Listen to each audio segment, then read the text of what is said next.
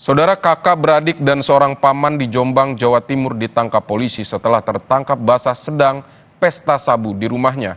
Polisi menyita narkoba dan menangkap pelaku. 3 orang tersangka yang masih satu keluarga ini ditangkap di rumahnya di Desa Mojo Trisno, Kecamatan Mojo Agung, Kabupaten Jombang. Saat penggeledahan, polisi menemukan sabu seberat 19 gram dan 29.000 butir pil double L. Dari hasil pemeriksaan diketahui ketiga tersangka telah 2 bulan mengedarkan narkoba.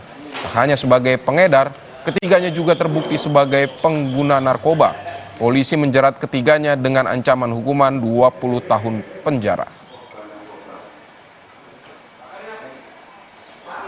Digunakan oleh pihak keluarga sendiri, yaitu antara kakak beradik. Digunakan untuk pesta sabu.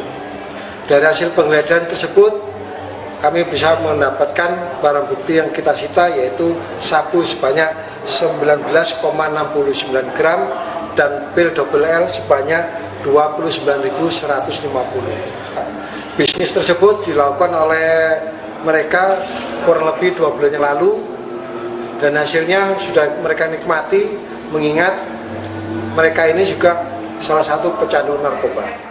Kita ke informasi selanjutnya, Saudara. Polda Sumatera